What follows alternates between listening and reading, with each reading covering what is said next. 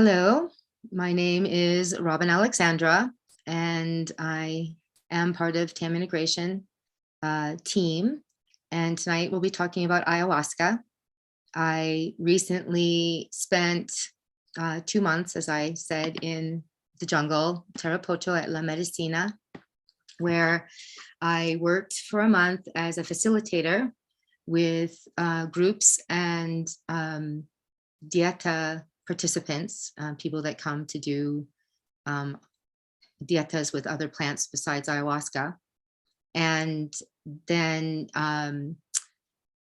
because it's such an amazing healing place, it became apparent that it would be good for me to spend some time in a tambo.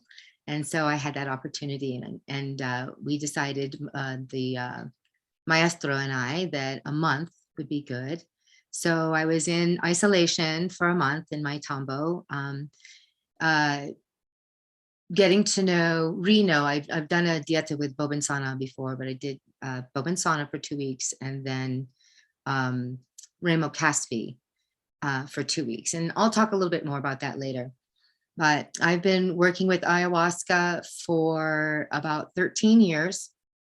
I've sat with about, I figured out 8 different facilitators in that time, and some of them here in the United States, some in Costa Rica, and some in Peru. And I have a very close and intimate relationship with ayahuasca. I often call her Madre. I know that there are many cultures that believe, or tribes that believe, that Aya is a male presence. It just depends on, how you're introduced to it and what you feel and sense, if it has a masculine or feminine presence. Let's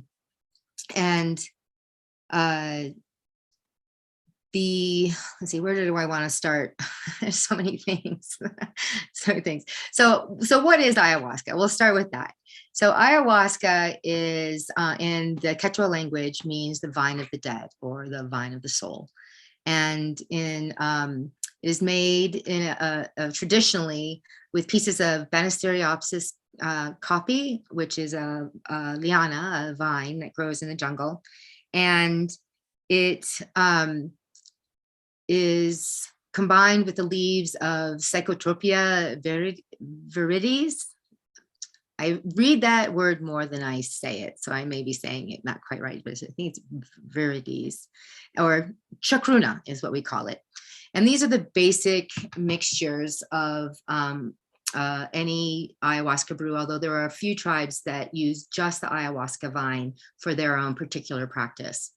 And ayahuasca is known throughout Peru, Ecuador, Colombia, Bolivia, and Western Brazil, the entire Amazon basin.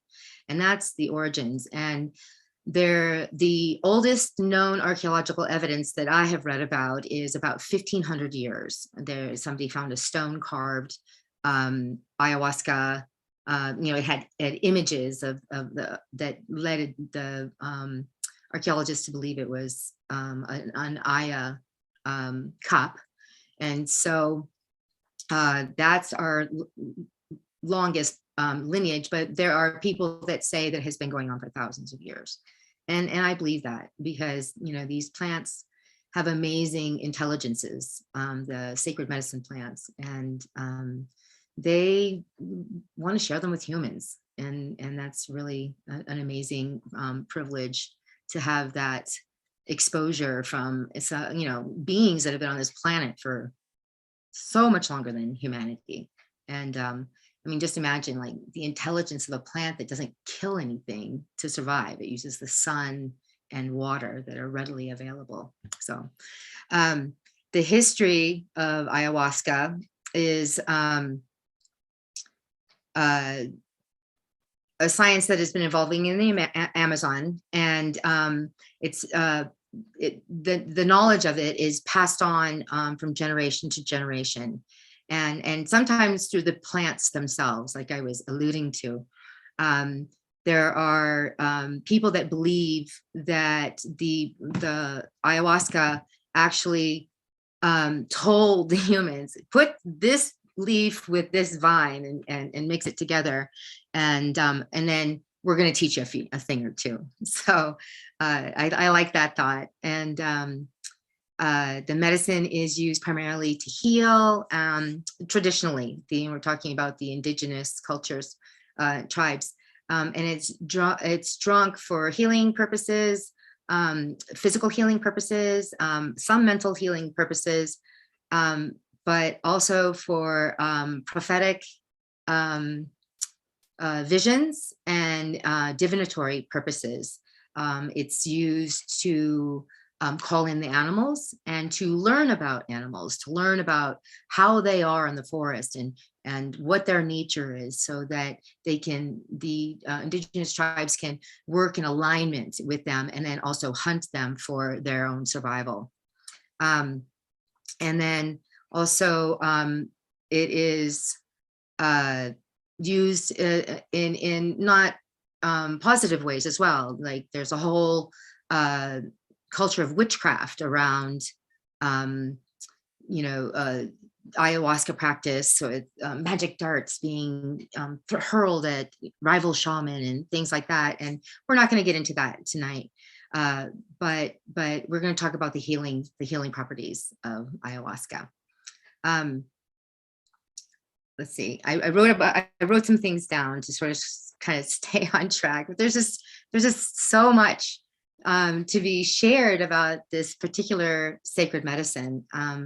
And in Peru, the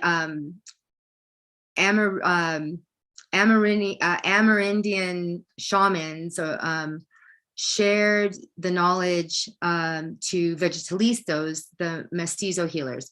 So we moved from an indigenous practice a while ago, a couple hundred years ago, to include the mestizo healers who diagnose and treat patients in the frontier cities of the Amazon. So that's how this has started getting spread, the knowledge of the ayahuasca practices. And then in Brazil, the practice of ayahuasca was then eventually blended with the Christian and Afro-Brazilian religious beliefs, giving rise to the Santo Daime and the Unha de Vegetal, or the UDV, and the Barquinha and other spiritual movements. So we're seeing the plants, spreading with its knowledge, and some people who believe that the plant has an intelligence and wants this ability to access our consciousness, our inner consciousness, that the plant itself is propagating throughout different communities. It's really an interesting thought. So in South America, we see, in the history of ayahuasca, we see it going from the indigenous into the mestizo, and then a few decades ago, it started moving into mainstream South American society, and greater awareness started happening as people from other countries came to explore the jungle. And the last few decades, Western culture brought it to, the United States and Europe and Australia. And now there are actually the UDV and Santo Daime have legal churches in the United States. So we're seeing, and there are other churches that are starting to become legalized here in the United States. And I believe in England. I'm not really sure about European law around church status. I'm only familiar with the United States. So I am, I have participated with a particular church here in the United States that for a few years, and that I'm just in association with now. I'm not fully engaged with them. When I do medicine, I go down to La Medicina in Tarapoto to do that. let's see. Now we've got a whole nother kettle of fish to fry here, because with the expansion of this knowledge, and how there are people that are doing the medicine and are being called to be shaman, or called to be facilitators. And so it's created this whole new style of ayahuasca facilitators, is what I like to call them, because they're very often not shaman, which is a rigorous training that goes on for years. But that doesn't mean that that what they do, people who are not shaman, who are pouring medicine for people, are not valid in what they're doing. There's a lot of room and a lot of discussion about that. And I'd like to talk about that a little bit tonight, but I think really I'd like to just talk more about the experience of doing the ayahuasca rather than the politics around it, because that's where I focus, is the actual medicine. You know, the one thing I would like to say, though, is that this neo-shamanic culture that is evolving around ayahuasca is rife with people who do not have good ethics, who are charlatans, and who see the lucrative aspects of this and are taking advantage of that, of people wanting to, you know, fall into this really amazing healing space, and they just see a way to make a quick buck and take advantage of people. And that's actually happening all across the psychedelic spectrum right now, as these therapies and these ceremonies are becoming more and more prevalent. The quote I wrote down is, "The free market exchange for monetary gain is often at odds with traditional indigenous practices of the Amazon, introducing another layer of ethical complexity." And, you know, that pretty much just sums it up. And there's a lot happening in different psychedelic conversations in groups about how to, I don't want to say the word regulate, but how to foster a real, a high ethical space as we go into this new way of handling our mental health in the Western culture. So if you choose ayahuasca, make sure it's important that you know who you're doing your medicine with, their lineage and ethics, sourcing the plants, and working with people. You know, if you don't get a firsthand account from somebody about how a place is run, or a shaman works his space, or the kind of circle that's being held, maybe reconsider or do a little more investigation about that. And then also whether there's reciprocity back to the South American tribes. For instance, La Medicina, I'm just going to use them as a reference because they're the ones I'm most familiar with, and I really like what they're doing. And there are other people doing equally wonderful things in the Amazon, and in the ayahuasca South American circles, and in America, giving back to the people who brought this medicine to us through their education and trust. La Medicina supports 4 vegetalistas, elder gentlemen who they help them with their housing and food, so that they can continue their practices in a safe way, especially through COVID. And then Chris and Nori. Chris is English and Nori is Japanese, and they're Peruvian citizens and have been for 10 years. So they are deeply entrenched in the South American culture. They're in Peru. So there's sort of like an introduction of the history. And I want to talk about like the chemical makeup of ayahuasca and contraindications. It's like really important when deciding to do ayahuasca to, know your chemicals, know about contraindications, like if you're on medications and even different foods. So I clipped some things from other websites. The ayahuasca foundation.org is really great. Arrowhead. Who else did I use? I used also maps, and then just my own notes that I've written down through time. So the vine and the chacruna are mixed, and then you can put other plants in it, like capirona, the trees, capirona, bachufa, chalipangi. Well, that's another way of doing, instead of chacruna. And you can put bobansana in it, toe, tobacco, all different kinds of admixtures. And what you put in it directs the way the medicine flows. And you can get different experiences. Like a lot of people stick with strictly the cielo, which means bright light, heaven, and then ayahuasca with the chacruna. And then some people add other things. So the ayahuasca vine contains beta carbolines, harmine, harmaline, and tetrahydroharmine, and that are the visionary high levels, but at a modest dosage typically produces mainly tranquility and a little nausea.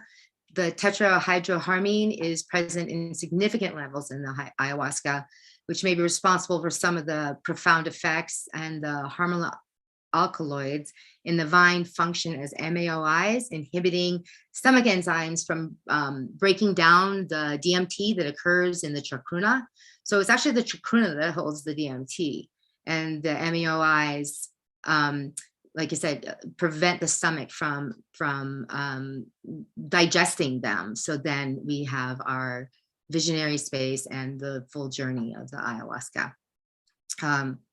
So food restrictions and chemical restrictions, there's a lot of food restrictions in preparation. The things that need to be avoided are tyramine-rich foods, and then the compounds that have negative interaction with monoamine oxidase inhibitors, MAOIs, which are the main active ingredient of ayahuasca, can potentially induce adverse reactions such as heart palpitations and then the nausea and headaches. And the tyramine is found in fermented, cured, aged, overripe foods, as well as soy products, pickled products, certain beans, sourdough bread, draft beer, and wine. Like, they should all be avoided when you're going to be doing this. And if you, again, are working with a group that is well organized and understands the way the medicines work, they're going to have a whole list for you of things not to eat before and after you do ceremony, as well as medicines that you shouldn't be taking, because you can have some pretty severe reactions that are really harmful to you. And we want to avoid that at all costs, for sure. So things you want to avoid are high blood pressure medicines, diet pills, appetite, suppressants, medicines for asthma, bronchitis, or other breathing problems, antihistamines, medicines for colds, sinus problems, hay fever, or allergies. Like any drug that's containing dextromethorphan, DMX, or with other things of that nature, things that work on your central nervous system, depressants, Xanax, Ativan, things like this. So, I mean, ayahuasca it's a really powerful medicine. Some people consider ayahuasca to be the supreme plant intelligence on the planet.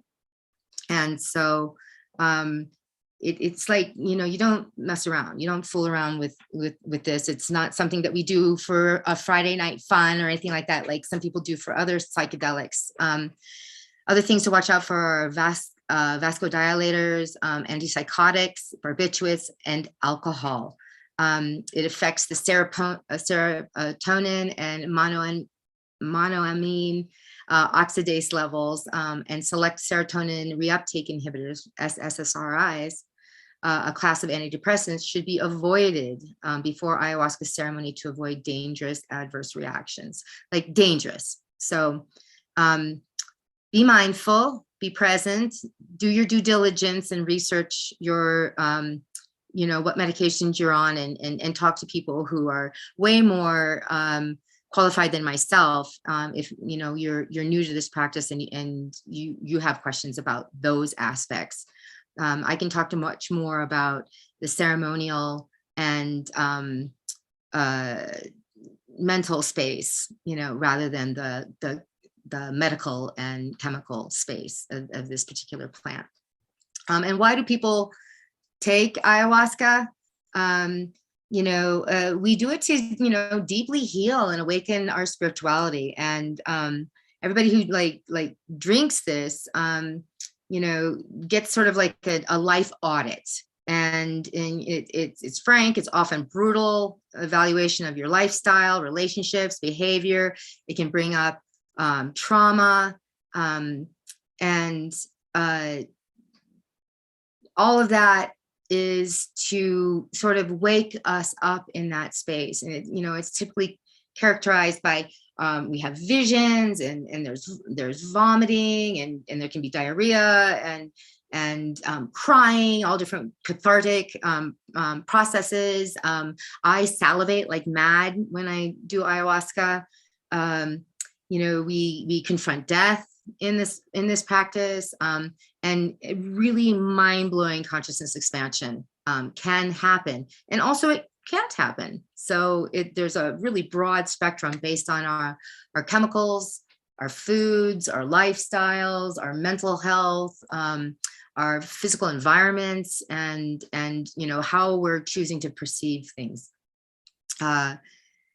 So one thing that does happen, though, is nearly everyone describes a sense of like physical cleansing or purification in this process.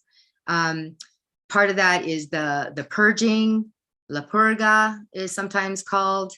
And, we call this a purgative practice. We sometimes call it a death practice. Some people believe that doing ayahuasca is helping us to learn to die with grace, because we have a small death, the death of our ego, the death of trauma that we've held on to in our bodies in some somatic way.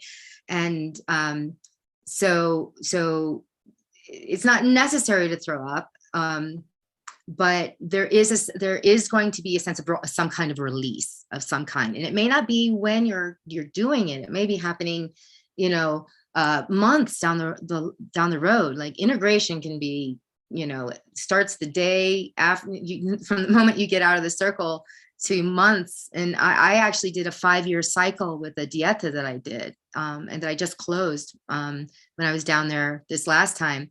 And so there's a lot of time that can be involved in fully integrating the things that happen in this space.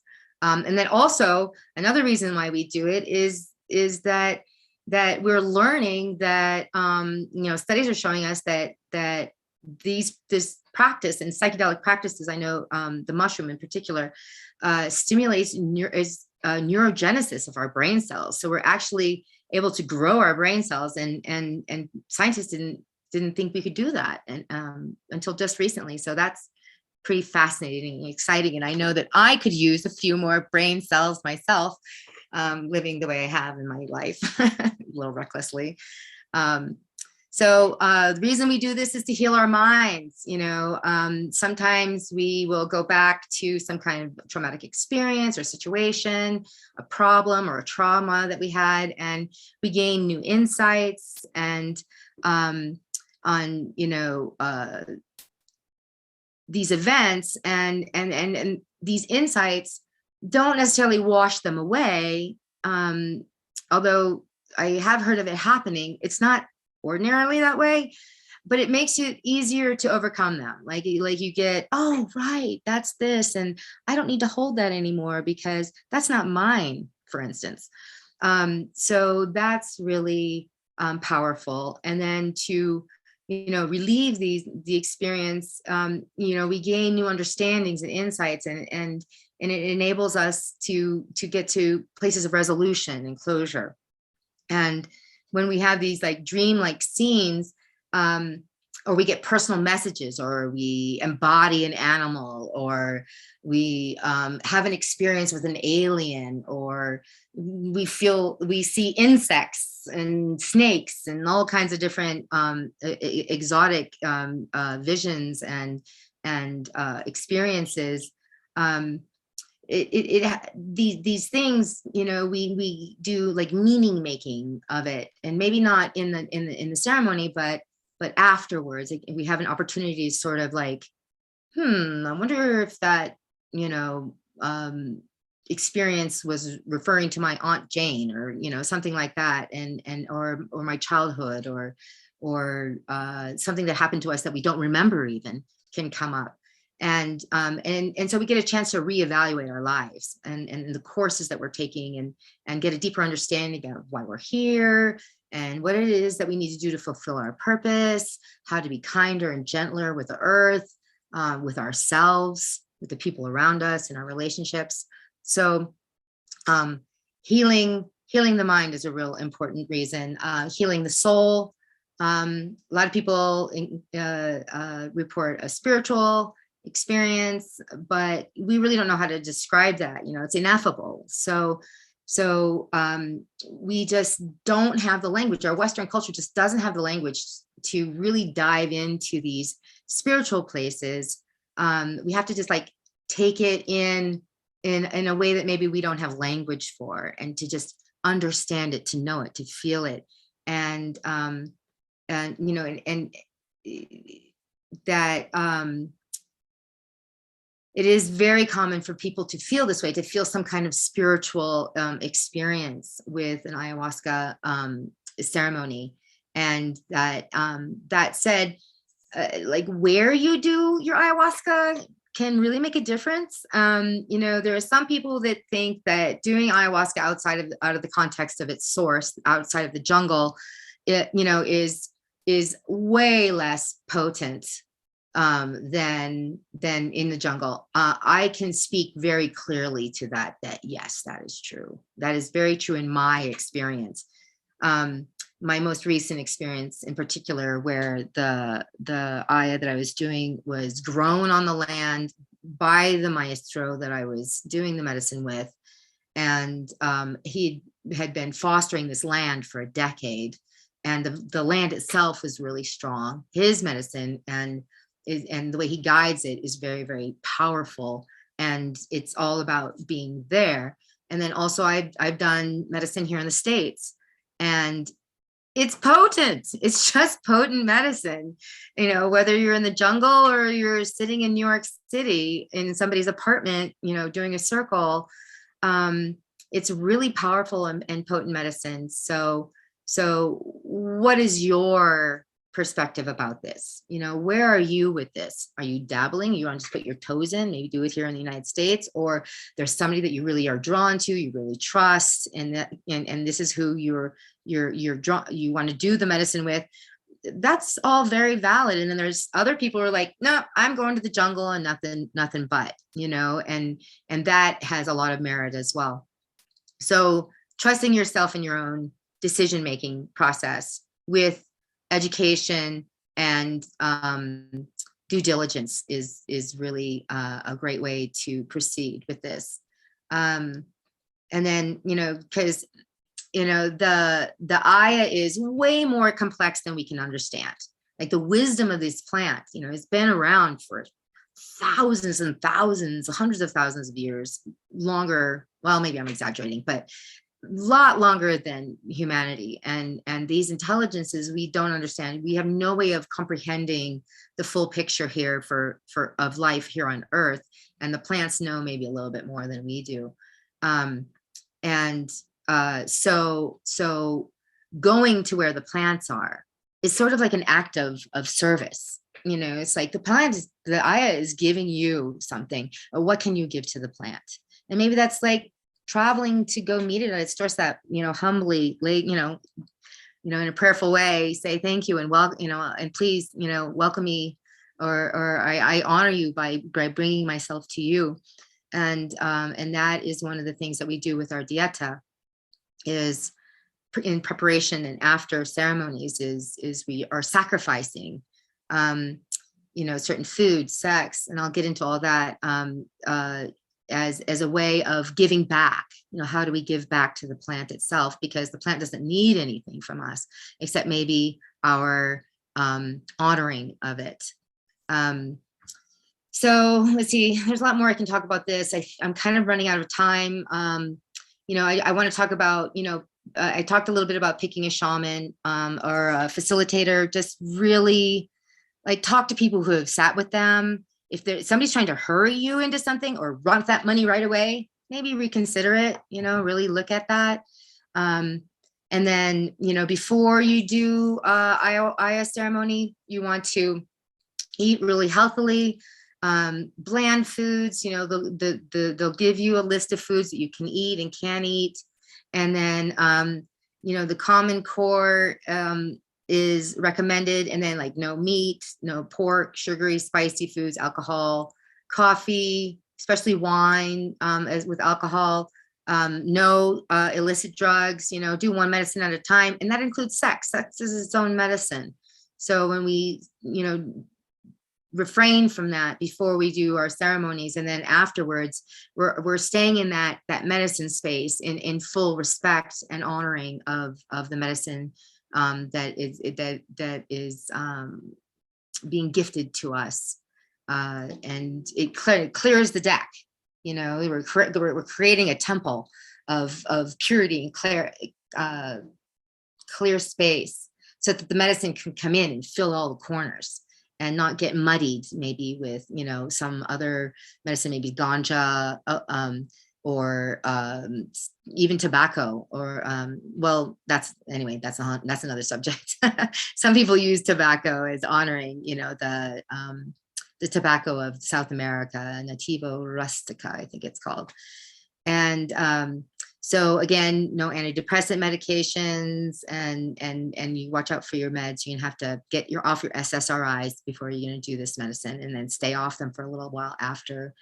And then, the biggest set of restrictions is around alcohol and drugs, and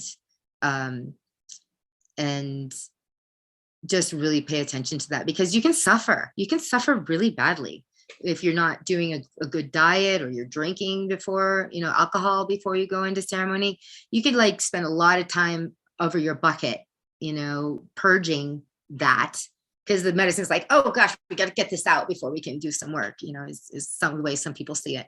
And then, then there's like going into the ceremony, so you found your person. All right, I'm gonna go do Aya with La Medicina, Chris Odell down there in Tarapoto, and so I need an intention. What's it gonna be? What is my intention? What am I gonna do? What is the work that I want to do?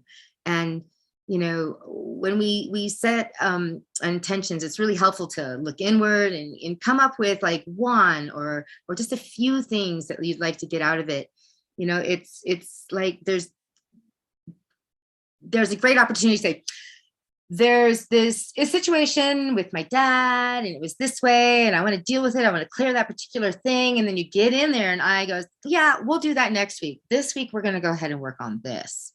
So when I make an intention, and what I recommend to people is to make an intention that is like open, all encompassing, sort of, I surrender. I choose to receive what the medicine wants to share with me. I know that this intelligence is something that I cannot understand. So I will, show reverence for what it wants to show me. And then it also gives us a chance to reflect on all the different aspects of our lives that maybe we want healing. Like when I went down there, I didn't know I needed some inner child healing. And then all of a sudden it showed up, and I had the space in the month that I was there before I went into the dieta to investigate that. So to know that was my intention, to heal, childhood wounding, just leave it at that, like, we all have that, seems like. And then, I can not be pleasant at times. But if you take it within the context and with the right mindset, the experience can be very meaningful. And also you can come out of it and go, hey, now wait a minute, that was nothing. That I could have done that, smoking pot, sitting on my couch, got that insight. I didn't need to come all the way down to Peru. Give it time, like sometimes it takes a long time for us to know what the medicine is actually teaching us, and so like for me, I got some insights while I was down there. I ended up doing like 11 ceremonies while I was there. And every time I did it, a few times I didn't think there was anything going on, and then it would show up later, and it's showing up now. I've been home for 3 weeks, and I just know that I'm just open to what it will show me in my future. And it can just really help us with the painful aspects of our lives, and allowing us to see that it can be better. And again, it might not be gentle, but it's definitely integral to healing. And that you just don't know. You just got to trust, when you go into it. And if you're not trusting it, if you're not trusting yourself or the people, or you're getting any kind of intuition, maybe look at it and decide not to do that, or to do that with these people, or maybe you're not really ready, or just follow your intuition, follow your heart, with that one. And then as far as what you can expect in a ceremony, I talked about, people being well organized, and, you get your mats, you get a blanket, you get a bucket, you get a cup of water, and like a roll of toilet paper. That's your standard ayahuasca supplies going into ceremony. Maybe you have your sacred objects. Maybe you're wearing ceremonial garb. I wear white. I have a power necklace, as it were, a ceremony necklace, and that's it. And I take in a vulture feather, which is a cleansing tool in my spiritual practice. And when you do this, you're in a maloka, or you're in a room, maybe you're in a house somewhere with some people, and there's bathroom close by. And then again, if you're doing this in like a retreat center or a group, there'll be helpers, and they'll empty your bucket, they'll bring you a blanket, they'll help you to the bathroom, they'll get you some water. And if there isn't that, and you're on your own, then that's also part of it, and traditionally they didn't have helpers. It's just like you and the shaman, doing your work. But maybe you were, working on your acne, or, you're going to go find out about the hunt. So we've evolved there's the indigenous mind, and then now the Western mind. And our Western mind, works well with some structure around comfort and being nurtured. And a lot of retreat centers and facilitators will be really mindful about that. And then one thing I just want to talk about is that when things are getting difficult for you in this space, rather than resisting, like when you're doing the come up, when you're starting to have the visuals and things are happening, and all of a sudden you're like, oh my God, this is happening, and I just don't know if I'm ready for this. And resistance, the ego's like, hey, wait a minute here. I know there's something going on, and something's fishy here. This is not usual. And then we can resist. And I just want to, stress the importance of just leaning in and leaning into this, and just really trusting the process. And sure, there's lots to be afraid of, because it's so different than anything that you'll ever experience. Different than any other medicine. Every one of the entheogens and every one of these molecules that we use in the psychedelic space have different purposes, intelligences, and practices that are wrapped up around them. And with ayahuasca, she can take you down hard, real hard. I've spent quite a few. I've done probably about 180 or 190 ceremonies. I've spent more than one with my head in the bucket the whole time. And, and more than one just sitting there going, wow, my stomach really feels upset, and there's really not something going on. Oh, look at them over there. It's just, you just never know. You never know what's going to happen. And so when you open up and surrender, and we surrender and surrender, it gives you an opportunity to really gain from what the plant wants to show you, what this particular mixture wants to show you. And you can move your energy too. If you're having a really hard time in the ceremony, the shaman is singing, he's got his chacapa, which is a leaf rattle, and they're singing, yellow, yellow, ayahuasca. And all of a sudden, like, Shazam, you're totally triggered and you're feeling like really intense and you don't know what to do and you're feeling the anxiety movement, change your position, work on your breathing, sit up if you're laying down, things like that. Like, so there's different ways to move energy. Listen to the song. The Ikaros are there for a reason. They're there to help guide us. The shaman, a shaman, not a facilitator. They have their own thing, but the shaman has direct connection with the plants, and they do lots of diets to strengthen them, working in these spaces. And so like if something gets dark in your space, they'll like come over and work on you with the shakapa, which is she shakes to clear the energy around you. And so there's lots of different ways to move the energy with yourself. Go to the bathroom, just changing your position can do a whole lot with that. And then there's so many different ways. I mean, we could spend hours talking about the different ways that it affects you in the ceremony. And I wanted to share two things. One was about changing your position and breathing and sitting in a respectful space. Like, some people believe that sitting up in a meditative posture shows respect to the medicine. And then some people believe that our Western minds we're just so trashed. We're just so busy and so cerebral that, man, we need to rest. And, we get the mat, and so lay down and be restful and receive the intelligence. And then the other thing I wanted to share is this, when like sometimes they're like, something will show up in front of you and you're like, whoa, this is too intense. I can't just, you can just kind of blow it away. And again, you're changing the energy, you're changing the dynamic. I had an opportunity to do that recently, when I was down there, and it's really powerful what you have a lot of power in this space as well, that your inner healer, that your inner shaman, knows what you need. And so that can be really helpful too. So you're in the space and, you get through it. It's really hard and it's beautiful. And that ikaro, that one.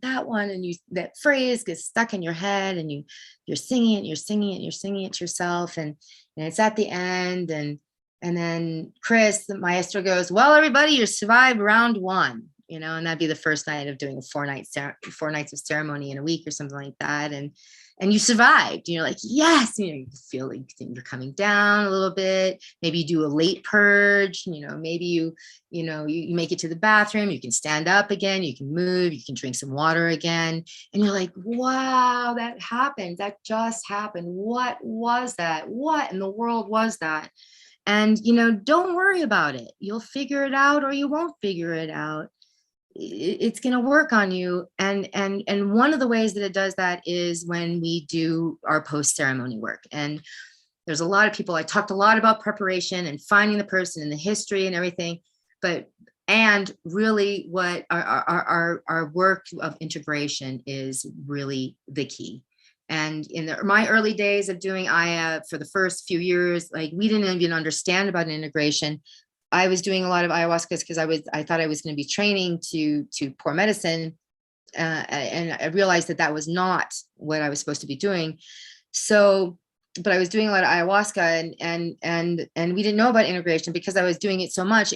There was this continuance that was happening, and I was with a sangha and a group of people, and we would talk and we would share. Now I realized we were having integration circles. So we didn't know about it before. We know about it now. The Western mind, the Western person really can gain fully from the experience by doing the post-ceremony work. And that's called integration.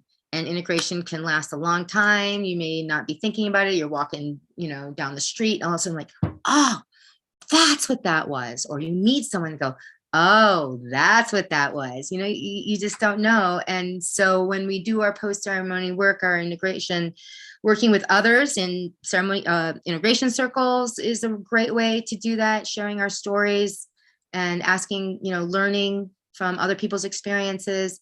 And then also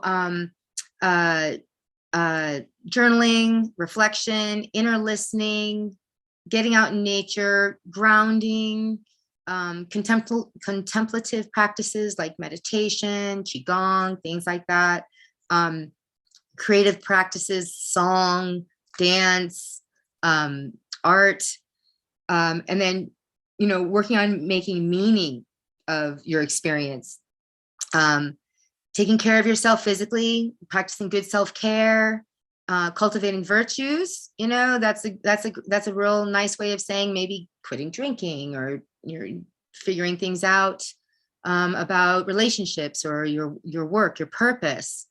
And then turning outward and returning to the world. Like we want to stay in that high place and that feeling of, I survived, and oh, you across the room, you were so powerful to me in that ceremony. And there's this bonding that can happen because, some people call this a love medicine, because you are connected and you see the vibrancy of life, and you want to maintain that, you want to hold it. Well, one way that we hold that is through integrating it into our daily lives and our daily practices. And that takes concentration and work and discipline and care. And, the plant doesn't do the healing. It opens the door, it shows us the way, it awakens our consciousness and clears it out so that we can see our way more clearly. And with hard work and dedicated effort, we can make changes. And then we have communities like this that want to help us foster that change. And I love my practice with Aya. I also have a practice with other medicines as well. And I benefited greatly, just really greatly. And the work that I'm doing in Peru, being on the land at the source, is really important to me. Some people just can't do that, but they have an opportunity to do it where they are, wherever that is. I'm not gonna judge people for that, or for saying that that's a whole conversation. But when I go to the source, where the plant is grown, and I can walk up and I can touch it, and I can feel the land, and the spirit of the land is the most potent for me. I think Nelson was talking about that in a question. And then I see Douglas put a big message in here. I'm going through the questions just to see if there's anything that anybody said, but that I can speak to. And then about how it differs from other psychedelics. There's a lot of information out there on the internet. Really, this one, I think, Aya, and then also the mushroom. These are sacred plant medicines. San Pedro, like these medicines have great cultural significance, and have entities and energies, and actually probably all psychedelics do. Some of them are just more familiar, and but this one is got a whole culture wrapped around it, and I talked a lot about that. So anyway, there's my presentation. Thank you very much, everyone. And